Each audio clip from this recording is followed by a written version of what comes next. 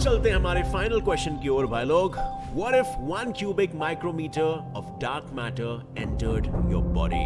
कई वैज्ञानिकों का ये मानना है कि 2018 में एक डार्क मैटर हरिकेन बिल्कुल हमारे प्लैनेट से आर पार होकर गुजरा था, वो भी तकरीबन 500 किलोमीटर प्रति सेकंड की रफ्तार से। और हो सकता है कि उसमें से कुछ मैटर पृथ्वी पर ही रह गया हो, लेकिन अगर ऐसा हुआ तो हमें ये घटना फील क्यों नहीं हुई? तो देखो, हमें कोई चीज तब फील होती है जब हमारे बॉडी के एटम्स और एक्सटर्नल चीज के एटम्स के बीच इंटरैक्शन हो, लेकिन डार्क मैटर को हम अब तक उतने गहराई में स्टडी नहीं कर पाए हैं। और जितना हमें पता है उसके मुताबिक डार्क मैटर और हमारे बॉडी के एटम्स के बीच में इंटरैक्शन होने के चांसेस 0 है, क्योंकि डार्क मैटर के पार्टिकल्स पर कोई चार्ज नहीं होता, जिसकी वजह से उसके पार्टिकल्स हमारे बॉडी के एटम से इंटरैक्ट नहीं कर सकते एंड दे गो अननोटिस्ड। और सिर्फ हमारे ही बॉडी के एटम से वो रिएक्ट नहीं करते ऐसा नहीं है, बल्कि इस पृथ्वी में जितने भी एलिमेंट्स हैं उनसे उनका इंटरैक्शन नहीं होता। और ऊपर से क्योंकि इन पार्टिकल्स में कोई चार्ज नहीं होता, लाइट जैसी इलेक्ट्रोमैग्नेटिक रेडिएशन तक भी इनके साथ इंटरैक्ट नहीं कर सकती, जिसके कारण हम इसे डार्क मैटर कहते हैं। पर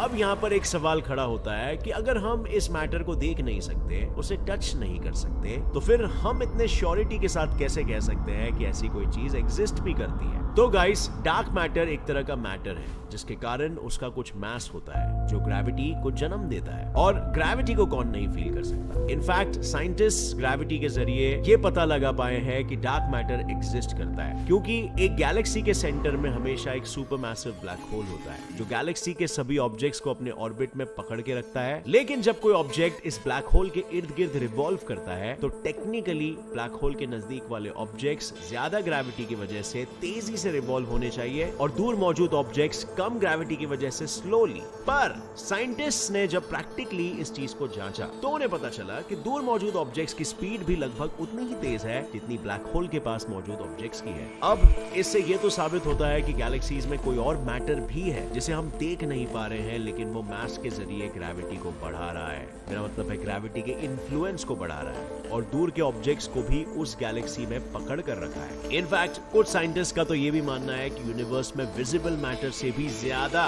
तो डार्क मैटर है। So coming back to our question, क्या हो अगर डार्क मैटर हमारे बॉडी में एंटर कर ले? अगर वो गलती से भी आपके बॉडी में एंटर कर ले तो बिकॉज इस मैटर में कोई इलेक्ट्रोस्टैटिक फोर्स नहीं होती और हमारे हर एटम में भी ऑलमोस्ट 90% तो एम्प्टी स्पेस होता है, इसीलिए ये डार्क मैटर ज्यादा हो या कम हमारे बॉडी में से आसानी से पास हो जाएगा बिना हमको फील भी हुए। हाँ, अगर फिर भी आपके माथे के रिंकल्स जाने का नाम नहीं ले रहे तो बस इतना समझ लो, ज्यादा से ज्यादा डार्क मैटर अगर आपके आसपास मौजूद है तो ये हो सकता है कि आप उसकी ग्रेविटी को फील करो बस। अगर आपको ये वीडियो पसंद आया तो इसे लाइक और शेयर करना मत भूलिए, और ऐसे ही साइंस वीडियोस के लिए इस चैनल को सब्सक्राइब करके नोटिफिकेशन बेल ऑन करना मत भूलिए। और मैं आपको नेक्स्ट वीडियो में मिलूंगा ऐसे ही किसी इंफॉर्मेटिव वीडियो के साथ।